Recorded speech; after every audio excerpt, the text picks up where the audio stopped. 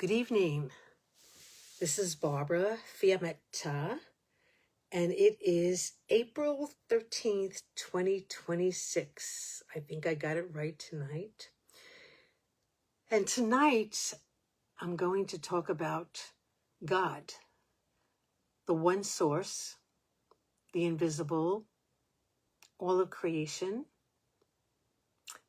versus, tonight we're going to look at versus the matrix power in the world, which would be evidenced by control, manipulation, deceit, lies, and ultimately it lends ourselves to become impotent. It may not look it on the planet. We could be exceptionally rich in a beautiful home and, great clothes and great jewels, but from the soul perspective, impotent. So again, we're looking at the source, God, as our power. At the top, you see all my little people in the source, and versus the matrix power, which is where most people are drawing their power from.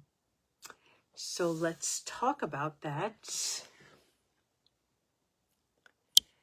So bringing it back to me in my little office here. So good evening. Yes, April 13th, 2026.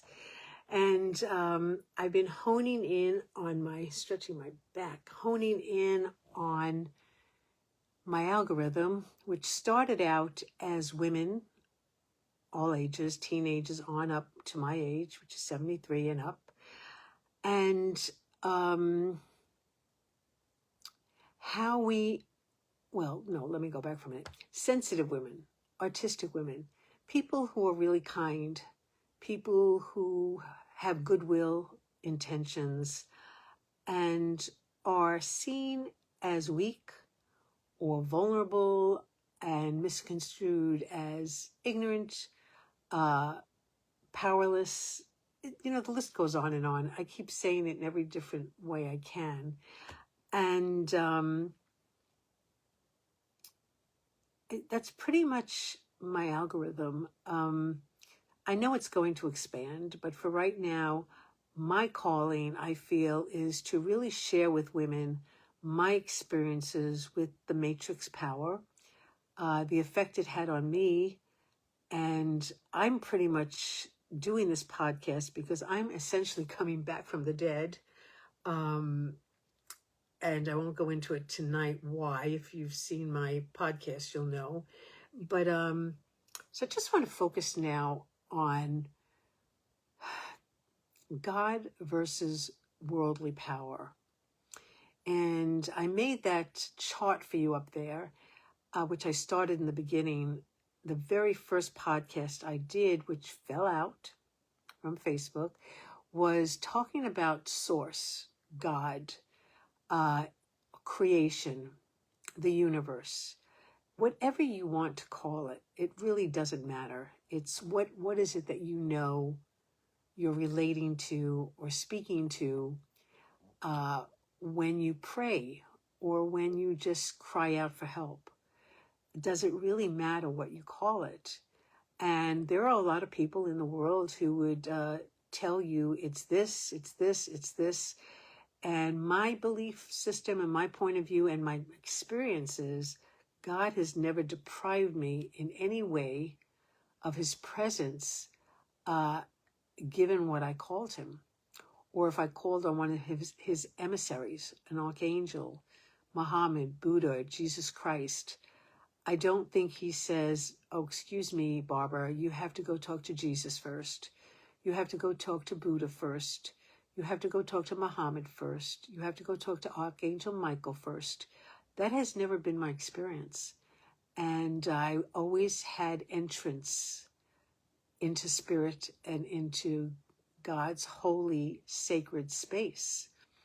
So that's my premise that I'm coming from, which would bring up a lot of controversy, eventually, I'm sure. But what I wanted to talk to women about is uh, our power. Our power. And the feminine energy is really working hard to come up and rise onto Mother Earth.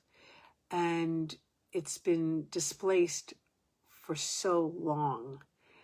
And what is it going to take for us all, women, to get unblocked and allow our power, the feminine power, the softer power, the harmonious power, the loving power that takes care of, makes things right, makes things organized, makes things clean, makes a way for people to be happy and healthy. And that's pretty much the role that God gave us as women. Not the role, it's what he's instilled in us is a tremendous power, a tremendous gift. I hate to use the word responsibility, but it is really more the feminine energy that brings things together in a cohesive manner, that is concerned about harmony. And it could be the feminine energy in a man. So it doesn't have to be necessarily a woman. So how do we start here? I guess what I really, and I do use my little notes sometimes, and every once in a while I go off on a rant. What do I call it? My something rage, my sacred rage I go into. So women, looking at where we have sold ourselves out. I would like to say where we've sold our souls to the devil. I don't like that word, but where we've sold out our souls to the negativity. And often it's a feeling that we need certain things in the world, that we need a man, that we need this job, that we need this status, title, that we just need things in the world.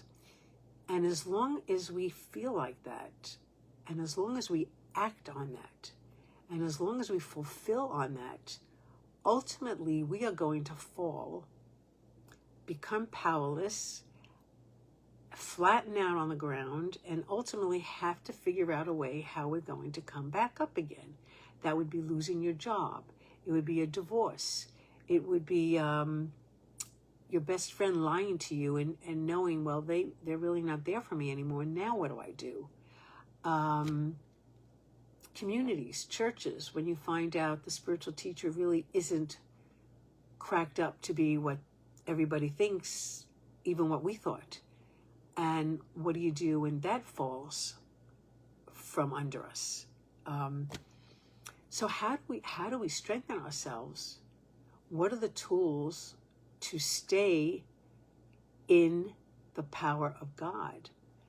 And I guess the first thing is,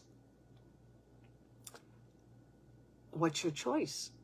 Are you choosing to live in the heart of God? It's a choice. Or are you choosing to live in the world? And there is a scripture in the Bible that says we live in the world, those of us who choose God, but we're not of it. So yes, our bodies have to live in the world. We have to pay our taxes. We have to pay our bills. And I'm showing over here. We have to take care of our kids. Hopefully we choose a mate that is a true partner. So there are definitely, I'm racing, it's after midnight. There are definitely responsibilities in the world. If you choose to have children, you are responsible for them. If you choose to be in a relationship, you do have a responsibility to coexist, to co-partner. If you have a job, you're responsible to be there on time, to do your job, to maintain a certain sense of decorum. and respect for the premises, for the other people, for your boss. So there are obligations on the planet, but where do you live inside? Where are you making your choices from? Are you holding inside that the world is more important to you than your spiritual evolution, your growth with God, your growth in being on a spiritual journey and meditating and taking classes and listening to tapes and building your spiritual heart? So I wrote down some things that I think will definitely have blocked me and possibly you. I tried to cover all of them and see which ones you might fit into. The first one, I want to start from the highest one. Can you stand alone? Can you be alone? So I wrote,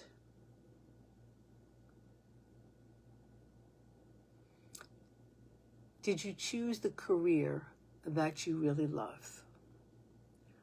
Or did you choose it by default? Or your partner told you to choose it? Or your parents told you to choose it? Or the world told you to choose it? Did you choose your own career, the one that was your dream career? Did you go for it? So that would be the first one. Second of all, do you have your own finances? Did you create a way that you could be responsible financially? Work, save your money. Now, if you have a partner, are you 100% dependent on the partner? Or are you maintaining your own money just in case? So can you stand alone financially? Can you stand alone when it comes to having your own apartment or a home? Whether it's renting a room, whether it's renting an apartment, whether you're able to buy a home, is that something that you can stand alone in? Or do you have to have someone taking care of that part for you? Okay, and the last one I wrote, and there's more, do you have your own circle of friends? Or are you totally dependent on only the friends at work? Or only your spouse's friends? Or only your relatives? Have you created your own circle of friends? And what I'm leading to is the sense of, if everything was torn away from you tomorrow, could you stand alone? Or would you topple over because none of these things are in place? No career, no finances, no space to live, and your own friends to turn to for support. So standing alone, to be able to stand alone and then move into your relationships and your jobs and your communities, coming from a place of inner power. I know those are outer things, but the plan is coming from inwardly. Inwardly, I am the one who is in charge of my life. Not the employer, not the spouse, not your family, not your children, not your relatives. Have you created a lifestyle where you are totally dependent on yourself? Now, I don't mean that we are not interdependent. I don't mean that we don't ask for help. I don't mean if you have an emergency and you don't have a place to live, and for a minute you might be homeless, for a minute you might be living in your car, but can you stand alone in that? Are you okay with that? Or would you just get crushed? If you lost your job, would you be able to handle that emotionally and mentally, or would you just collapse? If you went through a divorce or a separation from a lover, would you be able to hold your own from the inside, or would you just fall to pieces? So I'm saying the ideal reason to have God as your partner is because he gives that kind of strength. He gives the awareness. He leads us to the places we need to hold ourselves up. So having God as your partner, as opposed to the worldly things, which are not guaranteed, they can fall. We could have an earthquake tonight in California and every building go down. And who will survive that?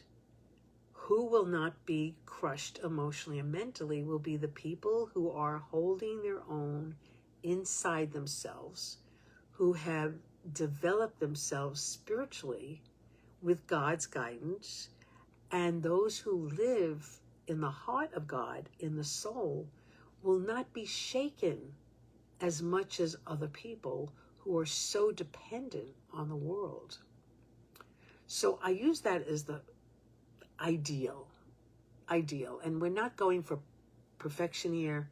We're doing imperfection, and we're doing baby steps to build ourselves from the inside out. But again, I want to focus on, where are you getting your power from? Are you getting it from inside, where God resides, or are you getting it from the world? So I'll move on to the second thing. I'll use the word codependent. Are you dependent on your lovers? Are you totally dependent on your spouse? And I'm talking to women. Are you totally dependent on your children? Whether they're 7, whether they're 30, are you depending on them for your existence?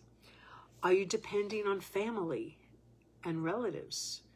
Or are you depending on yourself?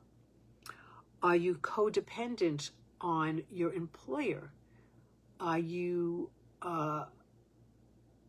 so attached to that job that if you got fired tomorrow, you would faint?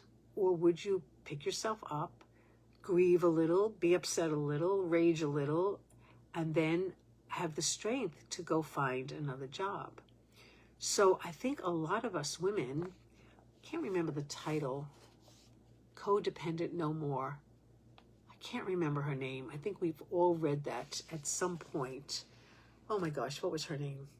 It'll come to me. Codependent No More. It's kind of like a Bible, a beginning Bible when you get on a spiritual path. Her name is escaping me.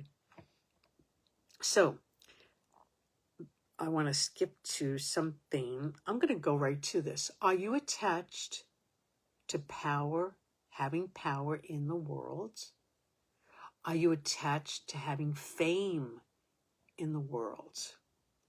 Are you attached to having status in the world? If you are attached to these things, what happens when they disappear? What happens if your fame disappears? What happens if your status disappears and suddenly you're not the CEO anymore, but you've lost your job? Or you're demoted to a salesperson? Are you attached to having status and a title in the world? What if you lose that title? Are you going to be crushed, or can you hold your own? If you're attached to those things, fame, power, status, you are attached to the worldly power, the matrix. Now, you can have fame, you can have status. What was the other one? You could have power in the world. You can have all that. But what if you have that coming from a place of inner power? Inner power as the guide. If you're inwardly powerful, You can become famous and have status and have power, but you're not attached to it. So if everything came tumbling down, you would still be okay. And you wouldn't be attached to it. You would realize that these things are not real. All these things that I'm mentioning are of the world. They're illusions. And if you build a house, or if you build your consciousness, if you build your existence, if you build your beingness on these illusions, what are you going to do when the illusion gets pulled out from under you? What will happen? People who live in the matrix, which is majority of the planet, when something falls out from under them, they crash. And whether or not they get back up again is dubious. You know, it really depends on how inwardly strong they are. The other one is, are you attached to controlling people, manipulating people, having power over people? Are you attached to controlling people? Do you need to control people? Do you need to have power over people? If you do, that is a sure sign that you are living in the illusion of the matrix. You are not living in the spirit of the loving and the heart. People who live in the loving, who live in the power of God, who are just filled, surrounded, and protected by this, are so full, they don't have to control people.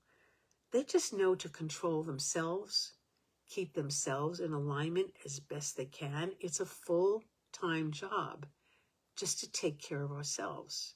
So again, a clear sign of someone who lives excessively in the matrix, and if you observe them and you watch their patterns and you watch the results in their life and you watch how people respond to them, you will be able to see whether they are coming from a space of loving or they're coming from a space of the ego, which is living in the world and using all the power in the world, but nothing, just empty, empty, empty inside.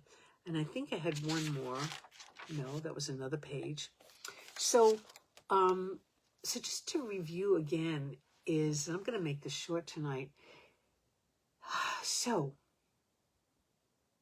my main theme is, after I went under several times, lots of little ones, but big ones, I can tell you that as I did my spiritual work, what they call the inner work, grooming yourself into a relationship with spirit, when I fell, I was more cushioned when I had a relationship with spirit. It may not have looked it to everybody else because, of course, you know, and my story was, there I was homeless after my fall. My job, my finances, my health, everything disappeared.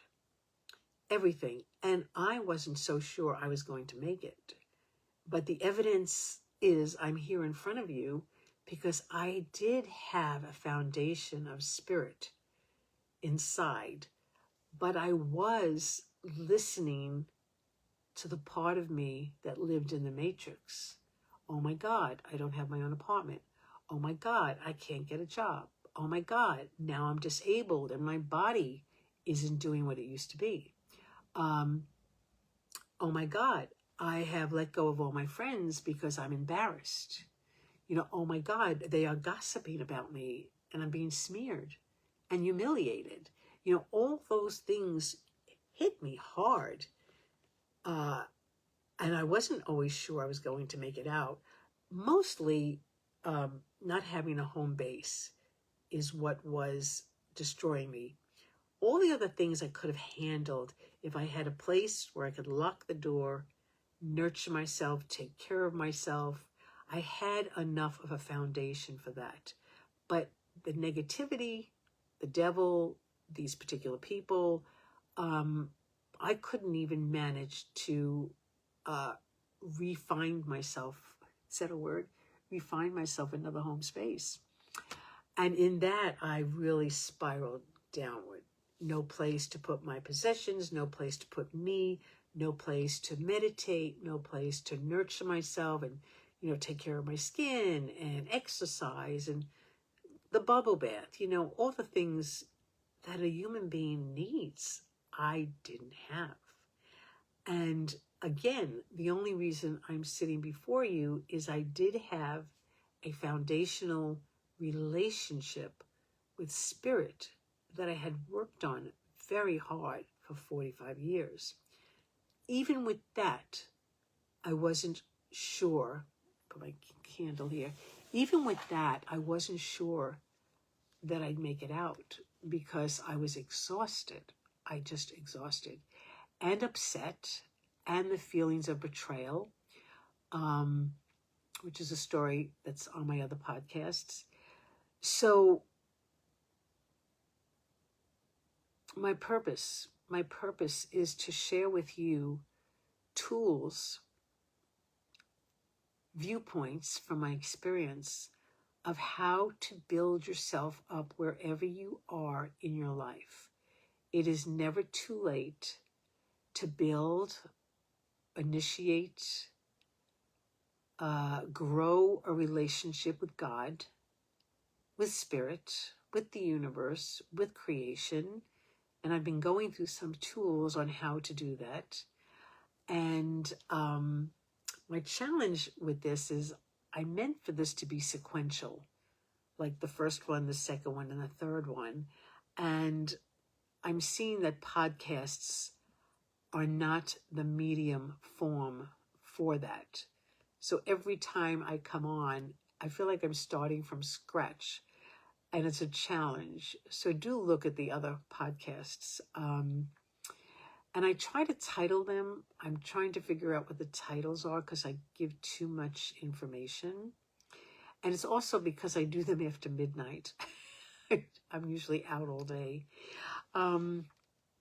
Yes, so ladies, we've been put down and silenced and suppressed and oppressed for so long. And we've fallen into a trap of being dependent on the world. And then there's others of us who learned along the way to create for ourselves, to choose ourselves first.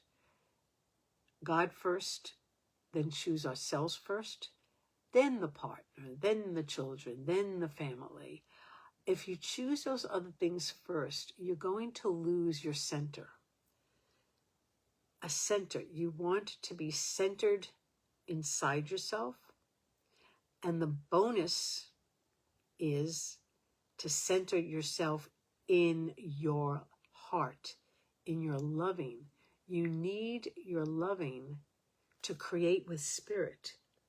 If you're someone who lives in the matrix and you're only concerned about outer things, let's just take fame, power, and status, that you're attached to it. If you're attached to it, you're coming from an ego. That's not loving.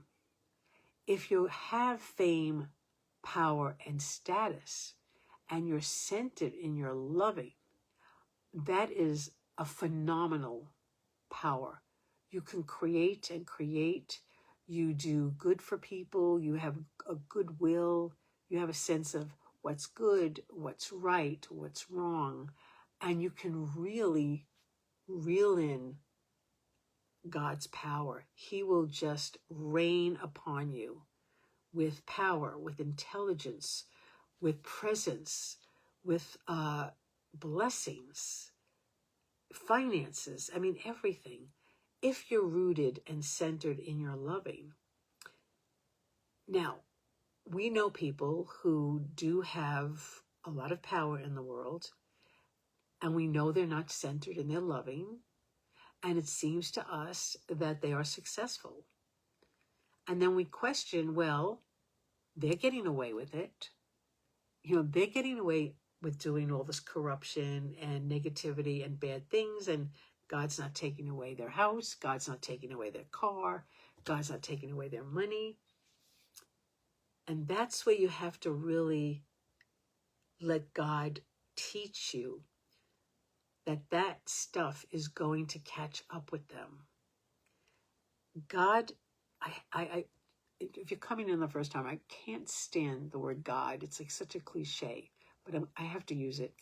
When you're centered in the Spirit, it's a very different kind of power. He puts you places. He brings you people.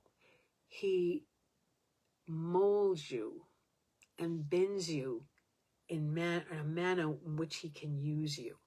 So while I was going through 15 years of hell and homelessness and nursing facilities and going to court for this and for that, all that time, I kept on walking. I was disillusioned. I was disappointed. I aged. I got fat. All my worst nightmares were happening. Now that I'm coming out of it, I still have my body left to heal. I can look back now, and I'm having lots of dreams, and he's really giving me information. Is all that time that he was navigating me through all these, what I would call treacherous situations that I didn't like, he had a purpose. He was teaching me in particular. What I've been learning about is corruption in big commercial type corporations. I was learning about abuse, how people are abused when they're disabled, when they're elderly, when they're homeless. So I was learning about that. Not just learning it, I was going through it myself. He was navigating me through spiritual communities to observe who's sincere, who's fake, who's corrupt. And I was getting an education while I was walking through this nightmare. Now, I had no idea that I was going to be doing a podcast. I had no idea that I would ultimately be calling out all those situations that I was in, that I saved all the evidence, I saved all the pictures, I saved all the conversations, I saved all the letters, I've saved everything. Somehow intuitively I knew that one day I was going to tell my story of all these stops that I made. I thought it would be a book, I thought it would be a movie, but it seems like I'm starting out with you guys. So I'm saying it may have looked to me, and definitely to others who are outside me, that Barbara is drowning. And the intent was that I would drown by the people who were doing a number on me. But what they didn't depend on, and what I was shaking on, is I had a much sturdier foundation than they even imagined. And they're kind of shocked that I'm doing this podcast, that I'm even alive. I mean, I've been gossiped about, smeared, people stopped talking to me. It's a whole story that I don't even want to go into here. But now when we see all those people in the mansions and the cars and the clothes and the diamonds and the jewels, and we know that they're not doing right, we know their heart's not in the right place. That's where you really have to hold in God is in charge. God sees everything. God saw everything I was going through. He heard what was being said about me in the conference rooms. He heard all the phone calls that were being made and all the gossip about me. I've even heard a few that they don't know I heard. I heard about them as well. God has a meticulous list of all of us, our actions, our thoughts, our feelings. Nothing gets past him. So at some point, every one of us is accountable for every thought, for every action we've taken, for how we treated people, everything. And, all of us have grown up and made mistakes in our teen years, childhood years. I mean, there is a growth process, but if you don't choose to live in the Spirit and to live in the heart of God, it doesn't have to be flamboyant. It does not have to be advertised. It is none of anyone else's business. When someone starts quoting scriptures at you, you just walk away. There's no need to share your spiritual process with anyone. You know what you're doing. You know the steps that you're taking to be a better person. And you don't owe it to anyone to share it unless you're helping someone, guiding someone, and they ask for help. Now, I've been isolated for 15 years. I've been silent for 15 years, except where I had to communicate out of necessity. But basically, I just sucked in all my energy. I sucked in everything because I knew I was going to run out of steam. I was running out of steam because of my lifestyle. And I knew that I couldn't manage friends. I couldn't maintain a friendship. I couldn't fully give of my part of the bargain. I definitely couldn't be in a relationship. Why would I drag another person down with me? I stopped going to all communities. I just knew that I had to isolate. I had to cocoon myself. I had to go into a cocoon. That's a good subject. We should talk about cocoons. So, where is your loyalty? Is your loyalty towards the world? Is your loyalty towards God? Is your loyalty to yourself? Do you choose yourself? In my particular situation, I had a real love for the community that I was in. And I, on some level, was choosing them over myself. I was making them more important than me. I made the teacher more important than me.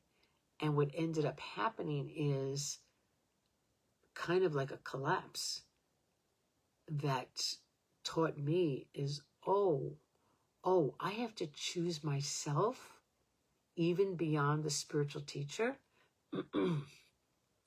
even beyond all these people that I love. If I was married, to choose myself, or when I was married, I was choosing my husband to some extent over myself. I was young. I didn't know. Now that I'm older, I can tell you and share with you from experience, and I have a podcast on this. If I had known God at 21, I am sure I would not have married. I definitely would not have married that person because God would have been telling me, no, that person is not for you. You will not be able to grow with him. He's going to be a taker. He's going to take advantage of you. He will not cherish you. He will not value you. All he wants is you to just be present in social situations. Used me as part of his resume. So I'm telling you, where are you not choosing yourself first? This world tells women, if you choose yourself first, you are selfish. How many of you have heard that in even your religions, your cultures? I'll use my Jewish culture is we kind of get it that we're supposed to take care of everybody else first. I got it from my mother. My mother got it from my grandmother.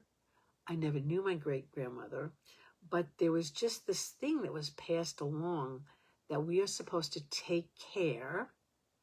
caretake for everybody else before us. And if there's any crumbs left for us, great. If there are no crumbs left, great. And in that, women become so strong. We women become so strong because we do know how to take care of everybody. We do know how to take care of the home.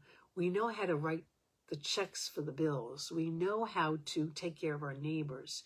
We know how to volunteer in the schools of our children. We know how to volunteer in our communities. We know how to bake the cupcakes, and we bake the cakes. And, we are just like super women. That's where I was in the 70s. I was like this superwoman. I had a career. I was going for my master's. I had a husband. I was keeping the home. I was paying the bills. I was even putting him through school. It's like I became superwoman. The only blessing out of that is I became super independent and could take care of myself. By the time we were divorced, it was like, yeah, it hurt and there were emotional issues, but I didn't collapse. I had a career. I spent my money on legal fees. I moved to LA and had to start over. I gave up possessions just to get away from him. I gave up the house. I chose that though. But I would never have chosen that if I didn't know and didn't have the confidence that I could start over again, which is what I did. So sometimes I take a lot of words to get over. The message is, this is a really, really big, big concept. Are you choosing to live in the world, in the matrix, and letting it control you? Or have you, or are you, or do you plan on nurturing a relationship with God as your power, starting over, letting Him guide you, guide me into what's for our best and highest good? And something I wasn't going to talk about tonight, one of the other things I've been very adamant about in my podcasts, and I should review it every night, is protection. And I don't mean that to put fear in anyone, but those of us who are sensitive and are misunderstood deliberately, people are invested in misunderstanding us, will attack in various ways, whether it's envy, jealousy, not give you the job you deserve, gossiping such that people do not give you opportunities that they'd like to give to you.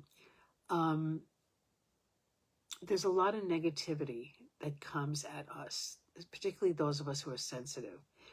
I am adamant about sharing the concept of protecting ourselves.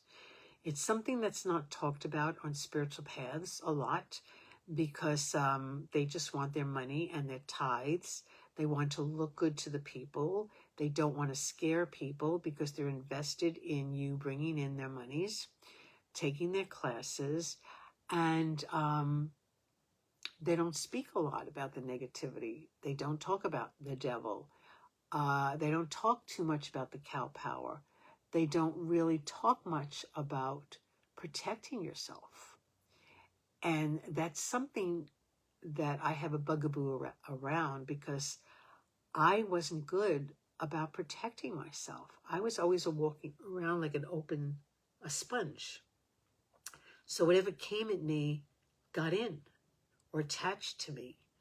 And those things that come in little daggers or entities that attach to you from the invisible, which is another subject, you start to think that those negative energies are yours, or I think they're mine, when it's not.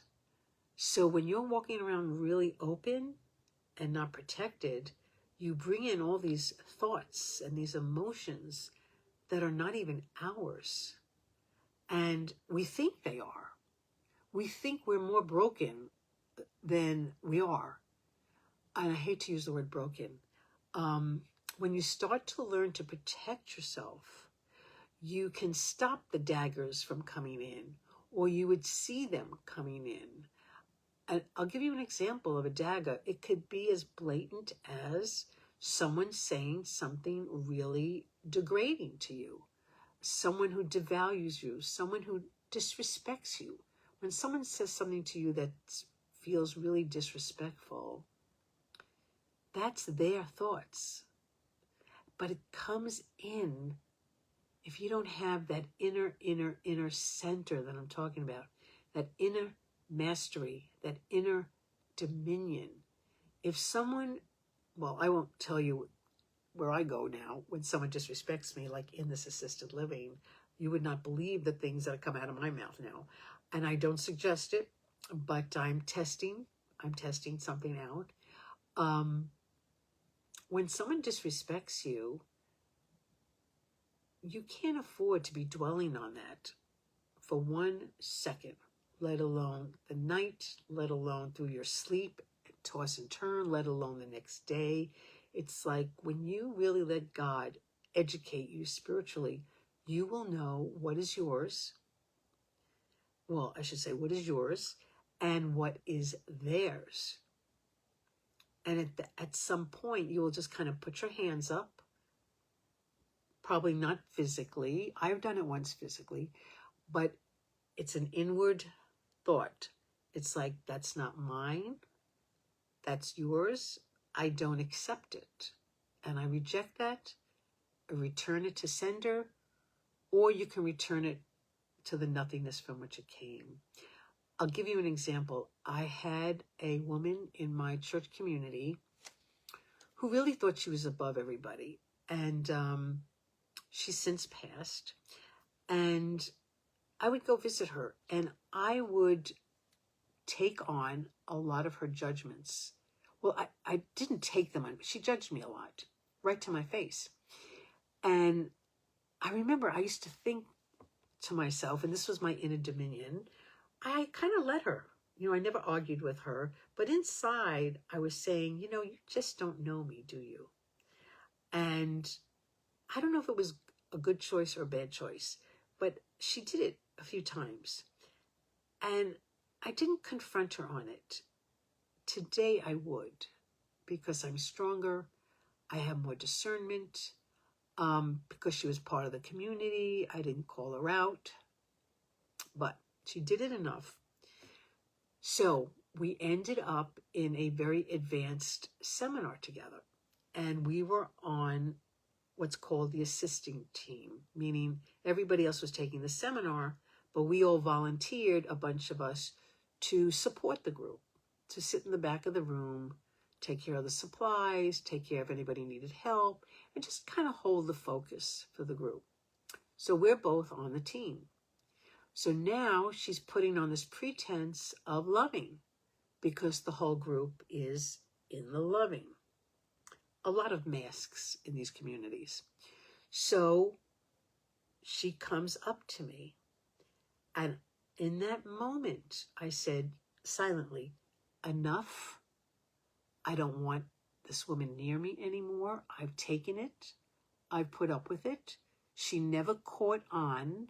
She wasn't even aware enough to realize that I was aware of what she was doing. And she never caught on.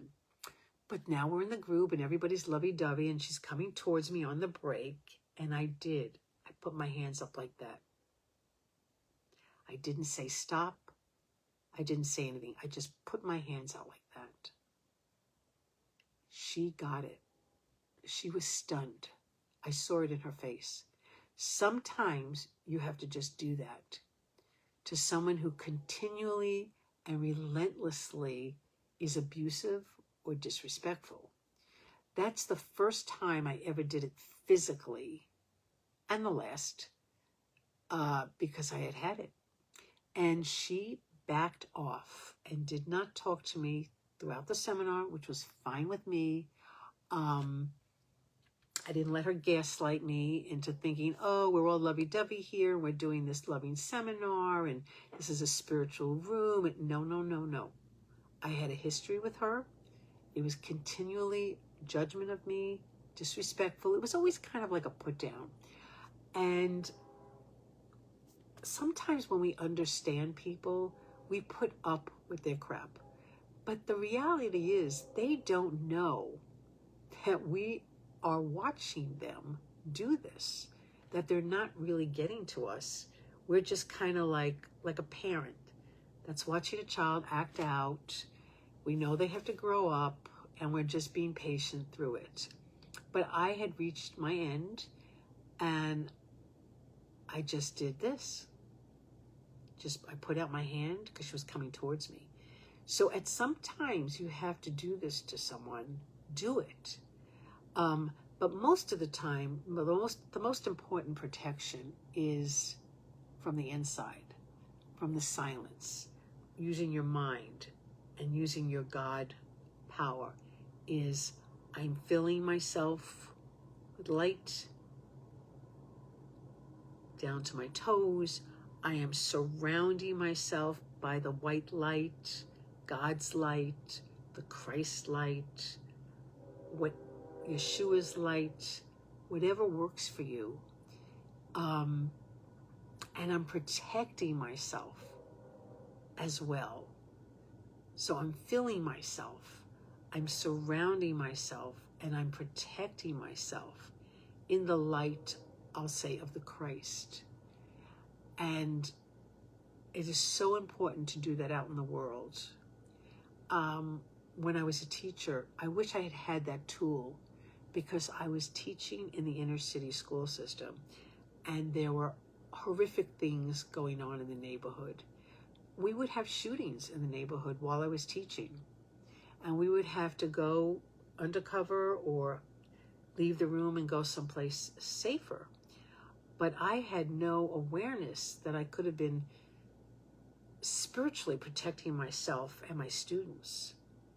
I didn't have these tools. I wish every teacher knew to do this. So protection. And when you're in the matrix, when you're in corrupt communities, corrupt corporations, corrupt nursing homes, where I am right now, I am on guard whenever I am here. On guard. Because these caregivers are very nasty to the people. And because I have not accepted it from them and made it very clear to them they cannot talk to me, there's a different kind of bullying. It's like a psychic attack that comes at me. You know, they're doing it in their mind. They're angry. They are angry at me. How dare I respond to their abuse, is probably their attitude, because they're not used to it. How dare I ask them, why are you talking to that lady so nastily? You know, so don't underestimate that people silently attack us. It's a psychic attack. And if you're really sensitive, you will feel it in your body. You'll get a headache. Your back will go out. You just won't feel well.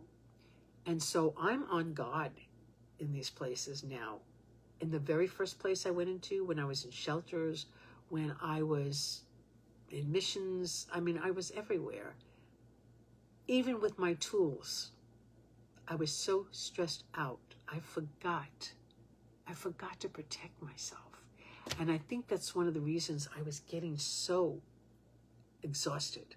I mean, I was exhausted in general because I was never sleeping. I wasn't eating right. I was hardly eating or drinking water.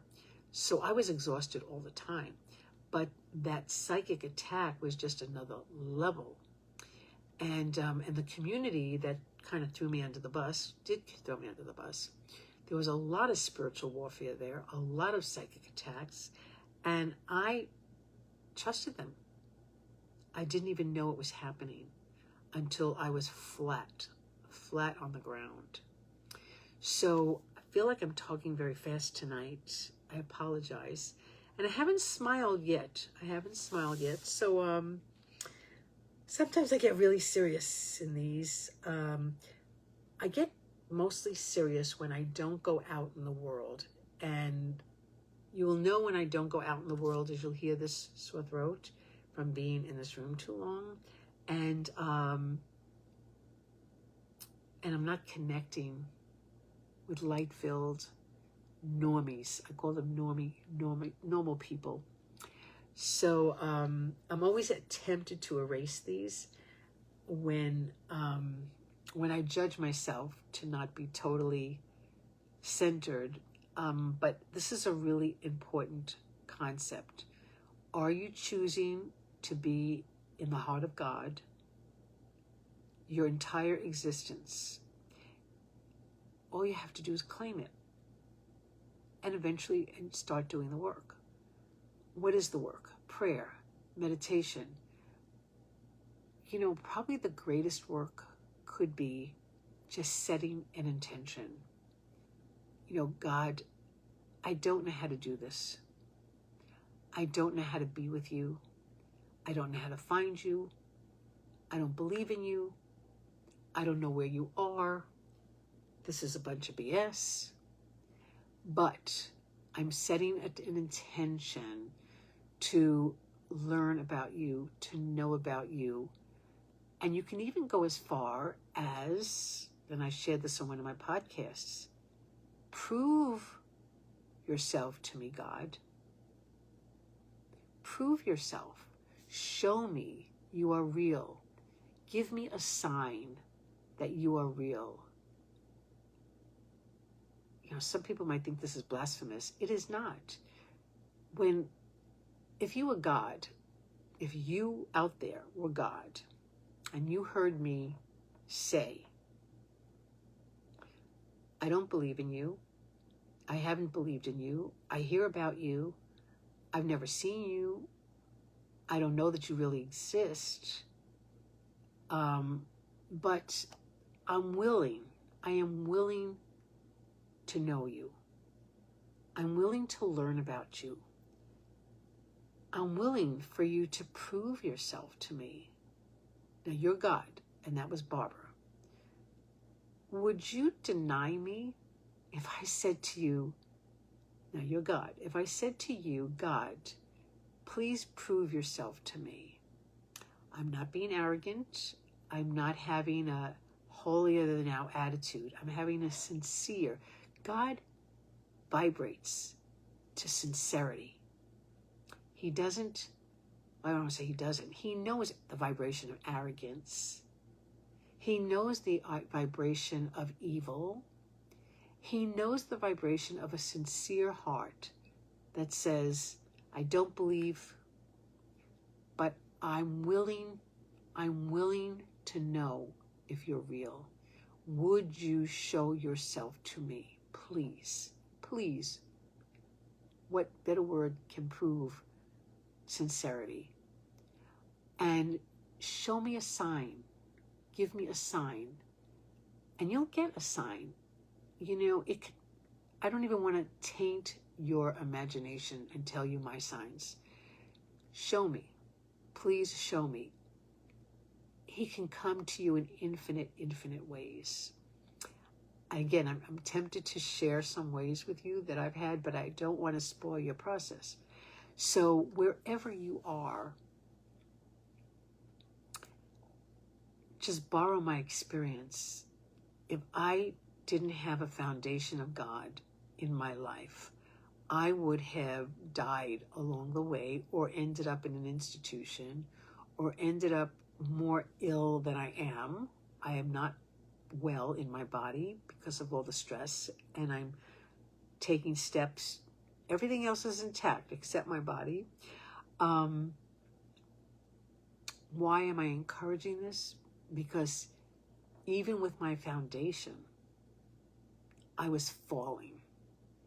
A lot of it had to do with money. I mean, if I had a lot of money, I just would have went to a hotel and, started all over again. But I was really dealing with everything was gone. So the only other option you have to live in is the world, in the matrix, where there's all the deceit and the corruption and dishonesty and lies. It's an endless downward spiral. If you are highly sensitive, if you're an artist, if you are just have a good heart and you're living in the matrix, you know, as well as I do, that you will be crucified on some level or victimized. I hate to use that word, but people in the matrix who are arrogant, think they're better than everybody, use their power and their status and their money to make them think that they're all that, are actually insecure and empty of spirit, empty of the soul. They wouldn't put you down if they were secure. They wouldn't bully us if they were secure. They wouldn't devalue us if they were secure.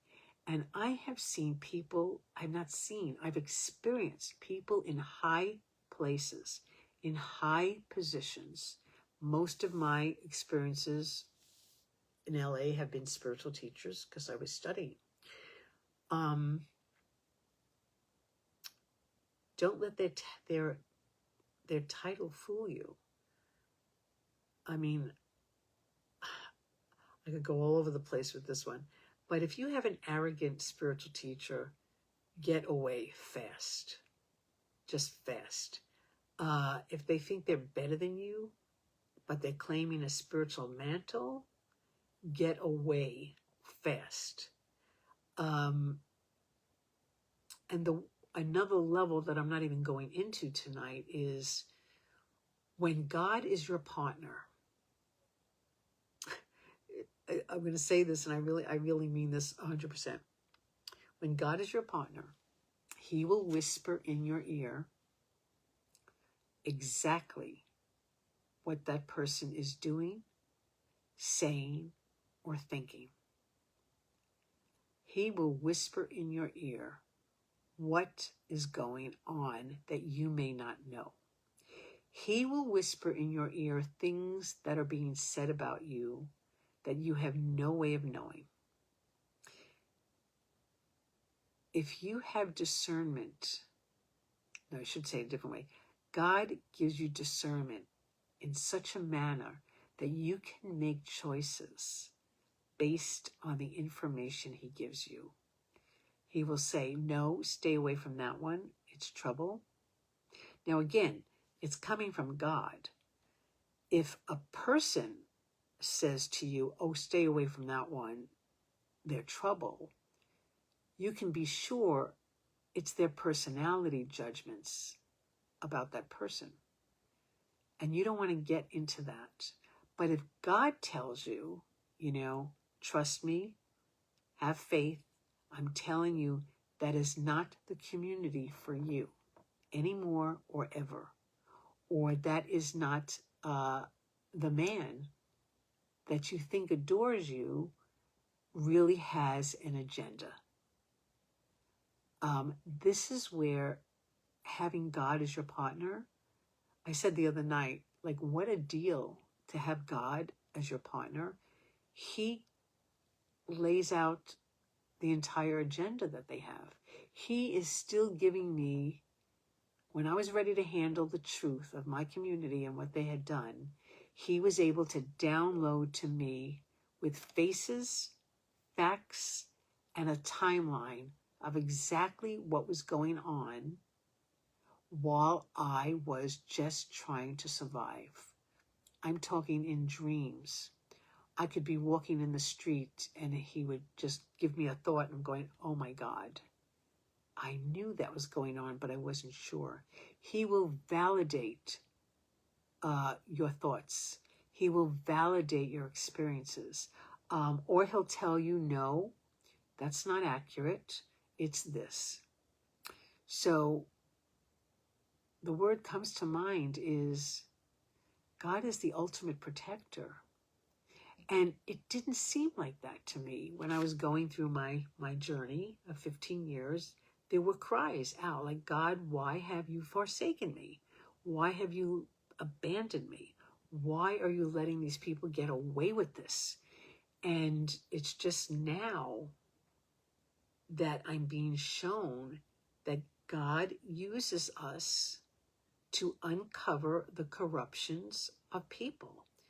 And basically the information I'm getting and have been getting is, I needed you to be my spiritual spy. I needed to see how they were going to treat you as you were going through this and going through that, because I am going to apply divine justice and bring you out of this and call them out. So very often, if you're really a lady or a man of God, he uses us, I guess the word would be missionaries. He uses us to call out the harmful people. And the calling out could be as public as I'm doing it, or the calling out could just be your own knowing, this is not for me, this is not where I need to be, and I'm moving on. But there are certain times when God comes in, and I'm learning this for myself, I'm seeing it. He's laying out the plan. There's a certain point at which God says, I gave you enough chances. I told you to leave Barbara alone. What you did was a lie. You smeared her just to cover up your corruption. And you didn't stop when I told you to. And now I'm going to make it public and restore her character, her reputation, and everything that you tried to tear away from her. So that's been my journey. I never expected to go public with this. In fact, well, my biggest concern was that I would go to my grave with this on my heart. I called it the greatest betrayal. That how am I going to leave this planet with this kind of betrayal of a spiritual teacher on my heart? It never dawned on me to go public. I have all the evidence, but I wasn't thinking about that. And as I healed, and as I found a kind of a little bit of a space that's safe but toxic, I was able to gather a little bit more of my consciousness together, such that I got clear orders. You're going to tell your story. You are going to go public. You're going to share this with other people who've been through the same thing, have come out of it, have not come out of it, are very ill from it, and you're going to show them how you got out of it. And the one way I got out of it was I just held on tight, outwardly and inwardly to God. It was just a cry, God, please save me. I have all these dreams I haven't done. I have all these purposes that I haven't done. And I felt like I hadn't had enough joy yet in my life. And I think a little bit of a whisper, there was a whisper. Might have been bigger than a whisper. Might have been really large. It was pretty large. Please let me tell my story. Please let me go public with this. Please let me restore myself in front of them and in front of everybody else. There was that prayer, but then I forgot about it. and it just looked like it would never, ever happen.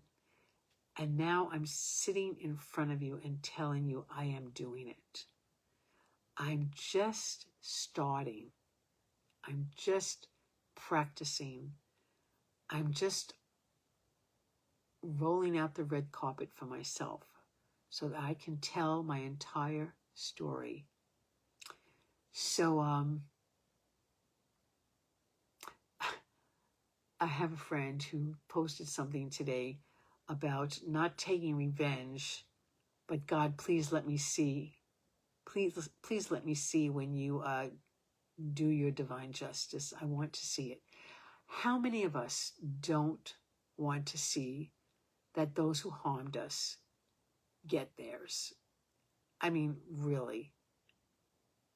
If you've been really stepped on and crushed and kicked aside, and you come back to life and God saves you, how many of us don't want to see what happens when God returns everything they did back to the sender? Return to sender. And he says, revenge is mine. God says, revenge is mine, saith the Lord. And so, hands off. Don't do anything to hurt them, to harm them. Let God do it. But it doesn't mean you cannot speak about it. In fact, part of rebuilding, part of recovery in 12-step programs, part of restoring yourself is telling your story. Usually it's to a friend. Most often it's best to do it with a therapist. But probably the ultimate restoration is to write a book, write a movie, go public, and then they never do it again to someone else. That was my heartfelt goal, is I want to make sure that I am the last person that they ever pull this you-know-what with. And that's kind of how I feel in these nursing facilities when they find out that I don't have dementia and that I'm intelligent and articulate. I would like to say they back off. Sometimes they'll come for the jugular. Like they have to make their point that these uneducated minimum wage caretakers from off the street will try to make the point that they are better than me. Now, I don't have a need to be better than anyone, but I'm surely not going to let one of those people take me down. And, of course, there's a price that goes with that. Retaliation, harassment, things missing in my room. You know, there is a price to pay, and I don't recommend anyone go my route. I was groomed for this. We're all groomed for different missions. It's very clear to me from all my experiences that I was groomed to take on a really high-level corruption. And God has given me the power, his intelligence, and his strength to do that. I didn't have it at 20. I didn't have it at 21. I kind of had, the seeds were already in there. But now it's fully developed to the point where I really, and I say this over and over, I don't care what anyone says about me. You can humiliate me all you want. You can smear me. Why? I'm not attached to being liked. I'm not attached to belonging. I'm not attached to depending on anyone. I know what it's like. I've already lived with nothing for long periods of time, so I can live with nothing. I don't want to ever live on the street again, but I've done that too. So the point of my podcasts are, God is your partner, not any human being. 2, tools for protecting yourself.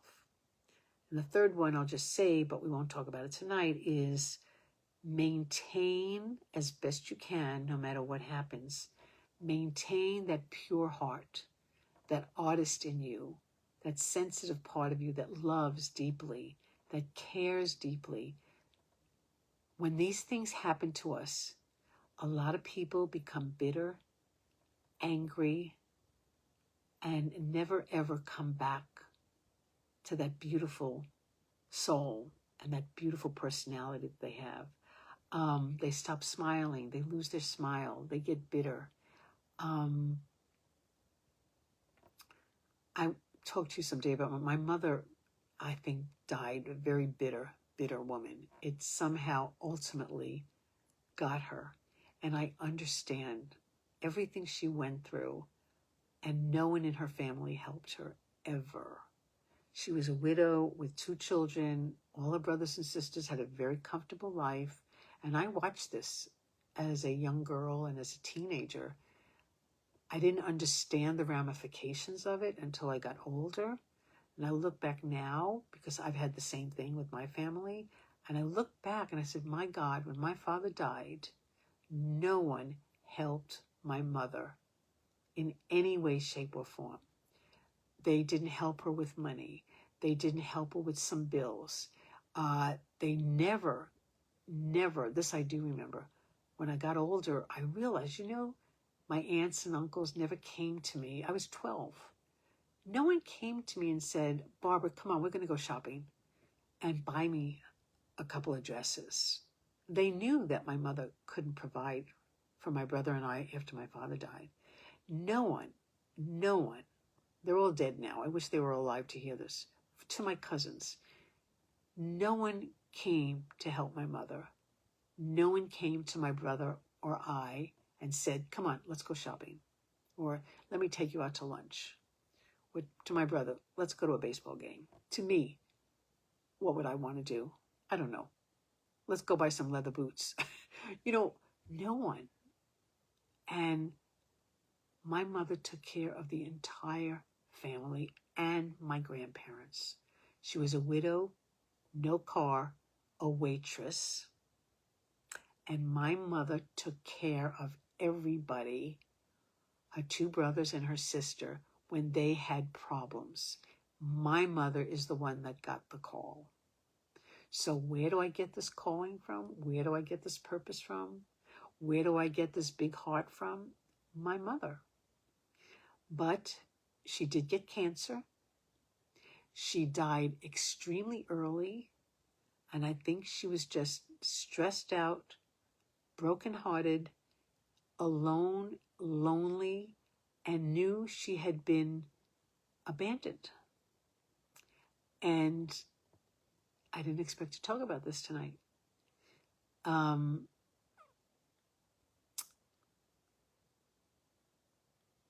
She lost her joy.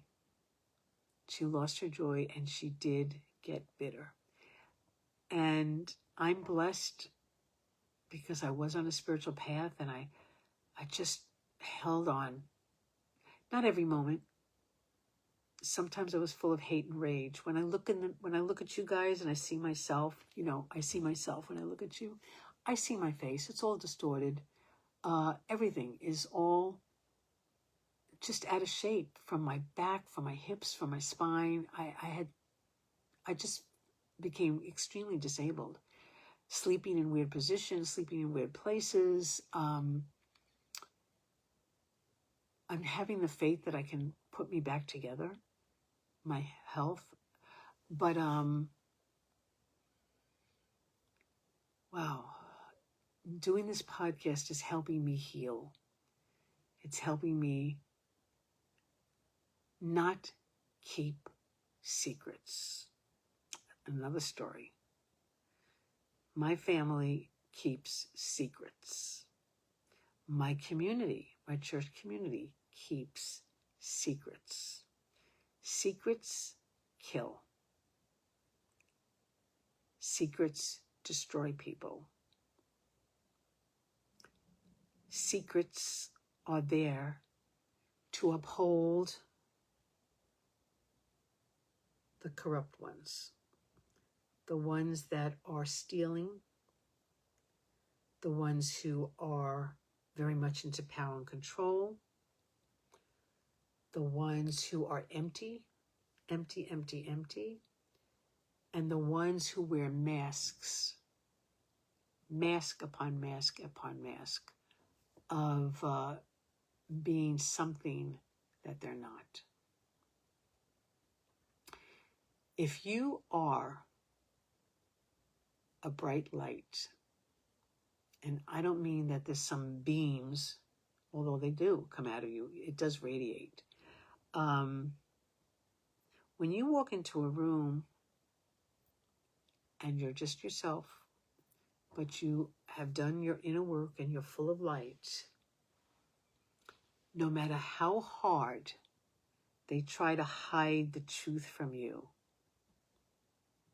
you will see the truth. When you shine a light on the negativity,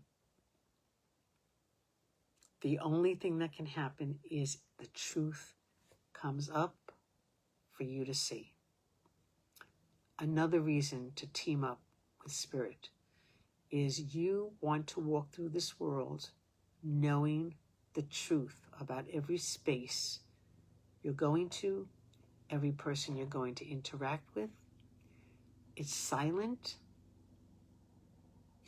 We came up, it's silent and deadly.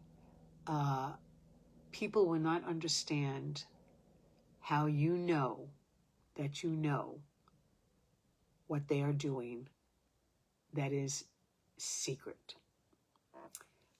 And I just introduced like 5 other topics to go into. And I'm just going to repeat that. If you are a real light bearer, and I don't mean the title because everybody's walking around like they're light bearers. If you truly are emanating the Spirit of God from all your work, sincere work, step-by-step work, there will be nothing anyone can hide from you. They will accidentally say something unknowingly, and you go, oh, okay, that's what they really mean to say. They will write something that reveals something they don't even know they're revealing. I'm just getting what to do. It's an extraordinary power. People will think that you are using magic, black magic, or that you're a witch or something. You know, there's all kinds of terms. When you have the power of God in you, you will start doing extraordinary things. And people will notice it.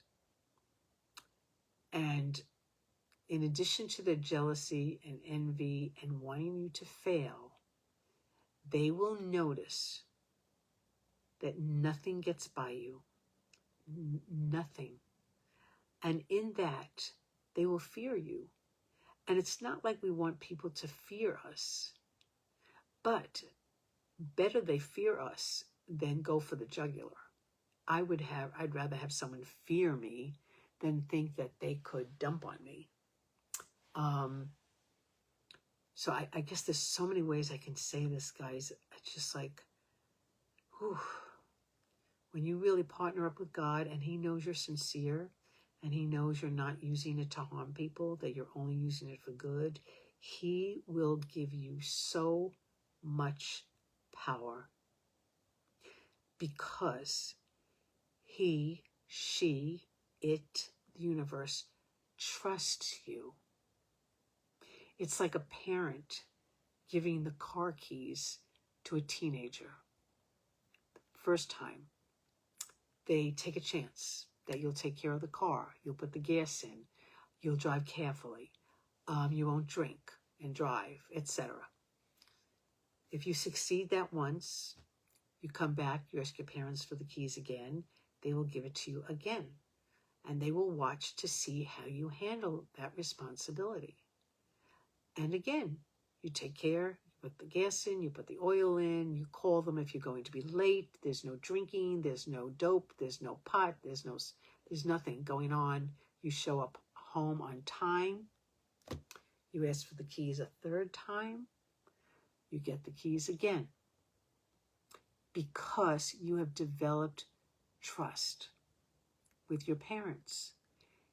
If God gives you a little bit of power and you show him what you do with that power, which is to take care of yourself, to help others, to spread goodwill, to have a wonderful countenance when you go into rooms, when you go into places, he says, great job. Let me give you some more. Gives you a little bit more power. And you handle it magnificently, responsibly. You don't hurt anyone with it. You're wise in your decisions and your choices. You use it to spread goodwill. And then come back to home base.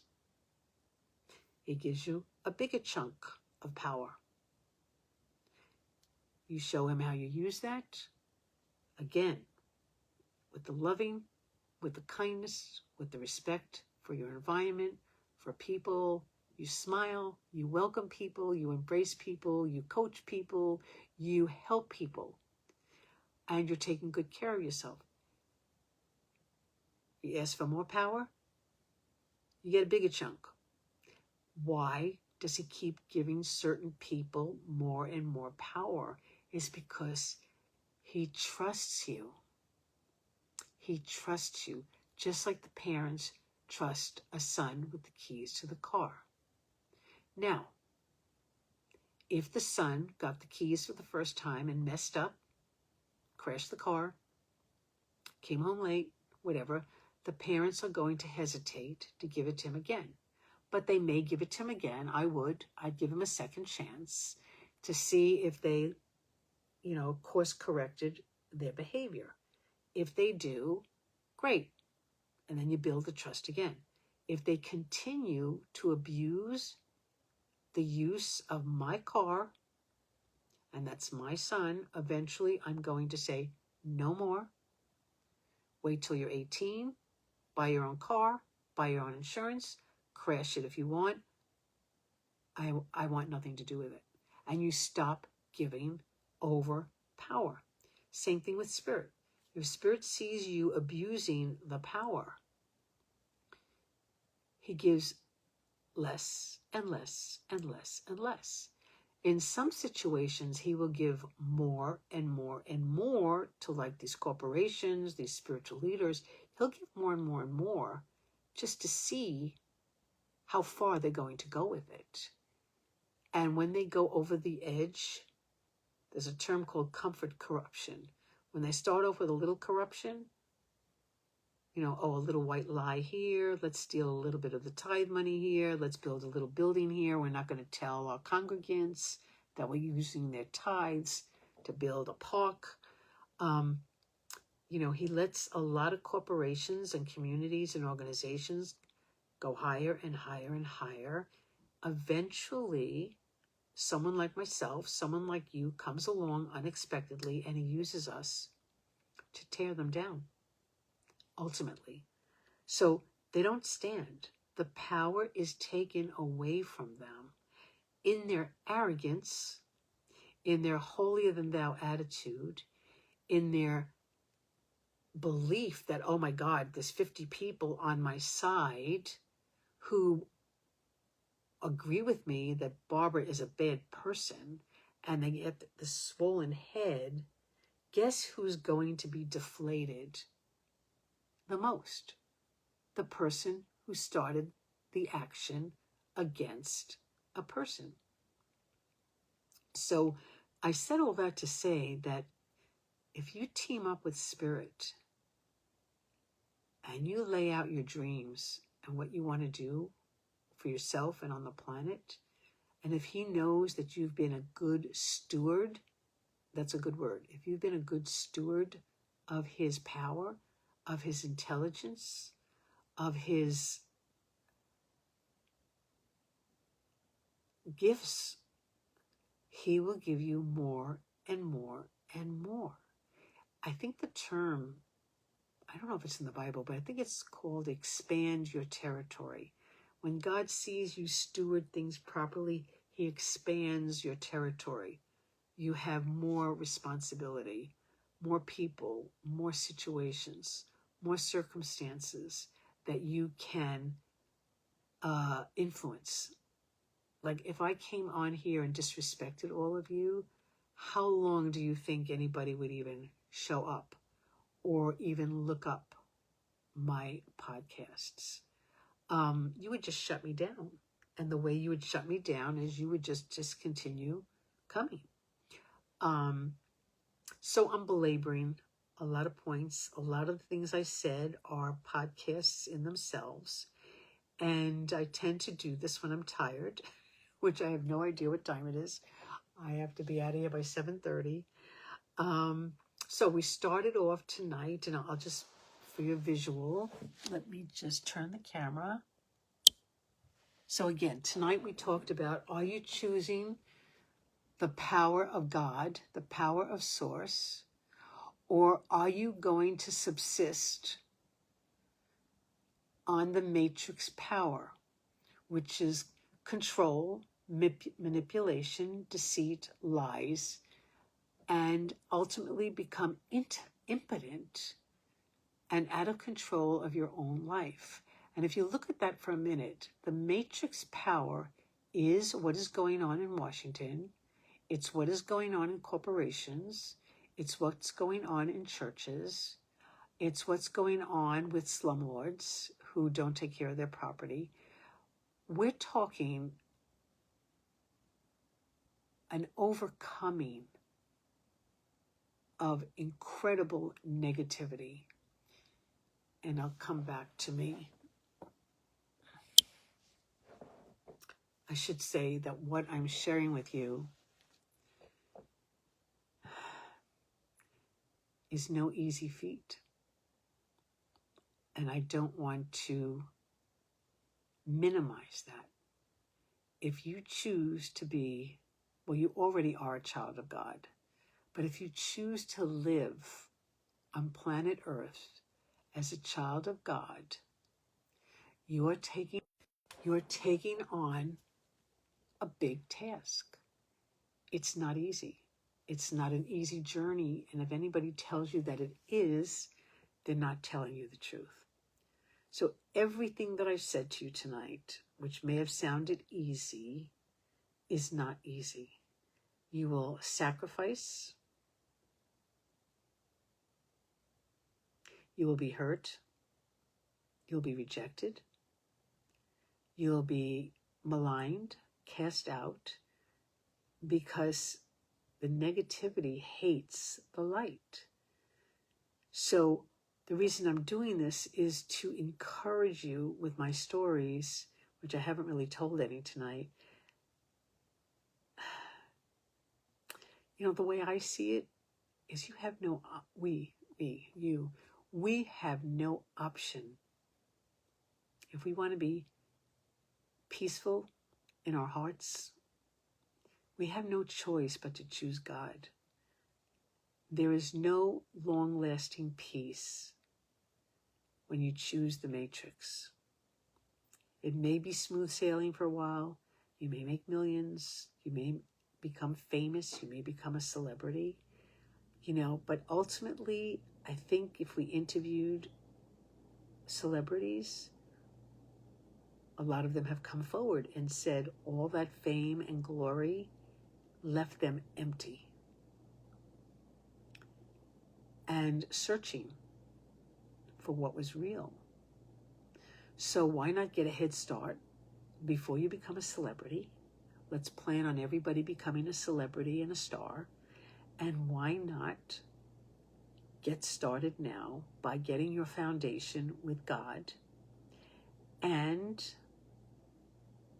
expect wonderful, magnificent things to happen, but also expect the journey to be trying and challenging and moments of powerlessness, hopelessness, and feeling defeated.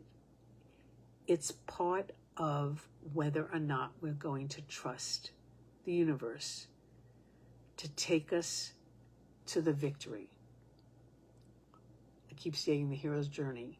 It's like if I was to use Jesus Christ as an example, which is another topic, essentially, we have already won the battle.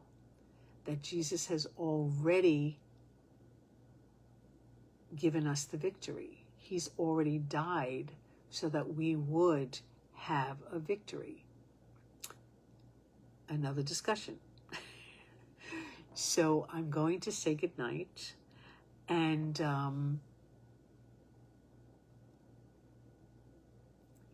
I wouldn't be here if I wasn't concerned that no one ever encounter the betrayal and the excommunication that I experienced. It was silent, and then it became very public and deadly. And I didn't even know it was happening. I really didn't know what they were doing till the end. So, please take care of yourselves. Please protect yourselves. Please, if you have to get on your knees, whatever it takes for you to say, God, universe, all of creation, come inside me, come to me, and show me that you are real. And help me make my dreams come true. Help me heal my body. Help my child from his or her addiction. There is nothing that God cannot do. It's just, do we believe? Do we have the faith? So I'm hoping as I do these podcasts and tell you my stories, that you, if you've given up, that you will start to believe again in the loving and in God more than you believe in the world. I should say that again. I hope that my podcasts help you believe more in the loving than in the matrix and the harm that it's done and does to people. And I always recommend to watch the movie The Matrix, the first one, for enjoyment first, and then look for the spiritual messages. I believe it's the journey of a seeker, of a spiritual seeker. And you get to see what he goes through to really, really believe that he is the one. And how he doesn't believe it. He has to prove it to himself with the help of spirit, with the help of his mentor who believes in him. The mentor knows he's going to be victorious. But Neo, Keanu Reeves, does not know that. He doesn't believe it.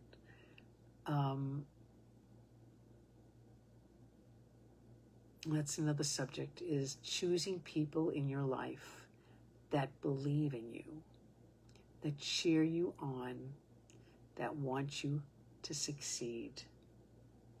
The matrix, people who live in the matrix do not want you to succeed because you threaten their ego, you threaten their power, you threaten their control.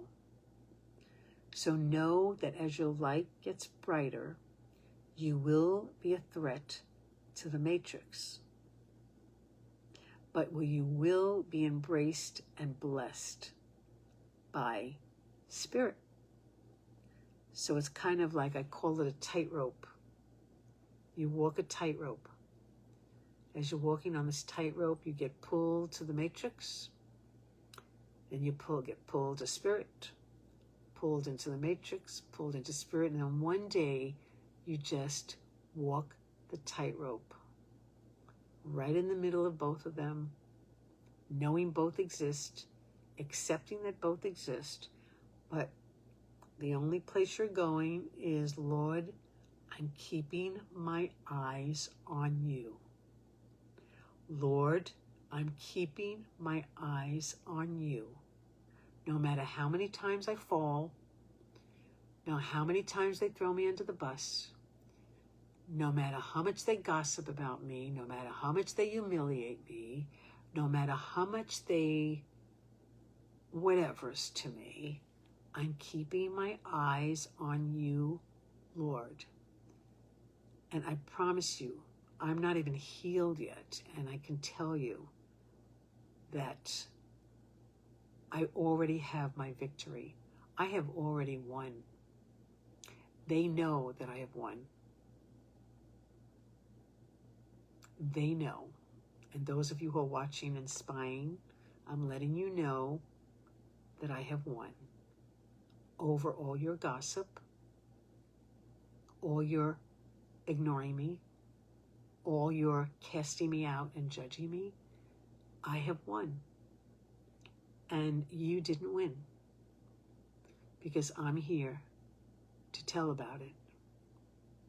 That was just a little side comment. I have some spies on my Facebook who are kind of watching this glow up that I'm having, not understanding where this barber came from.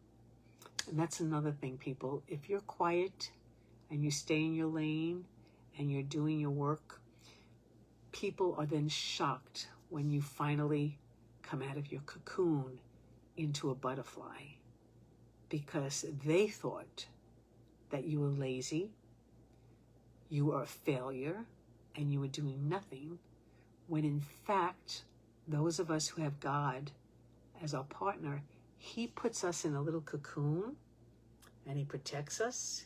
He isolates us from everyone. And then when He chooses to let us out with our wings, all those that condemned us look up in the air and they go, how could that be? I thought she was dead and gone and a failure. So I'm telling you, God gives us wings for all to see, particularly those who were not kind or nice to you because they thought they could bully you. So now you know I can go on a rant with this for the next hour, and I won't. I said a lot, but the bottom line is, God, I'm keeping my eyes on you, and I'm slowly removing my energy from the matrix, from the toxic communities, from the toxic families, from the toxic spouse, even your children. If they are toxic and they are draining you financially, emotionally, and mentally, you have to stop it. You have to set a boundary. We'll talk about that. It's baby steps. This is not overnight. Baby steps. Baby steps, baby steps. So, I can't really see myself from this far, but I don't think I've smiled once. Or have I smiled at all? I watch these and I try to make it okay that I'm just starting out and learning how to do these. So anyway, God bless you guys. God bless you. God bless you. Tomorrow is what, Tuesday? Okay. I will speak to you tomorrow. Take good care of yourself. Protect yourself. And choose the Holy Spirit, whatever that means to you. Okay, good night. Bye. We didn't do a prayer, so pray.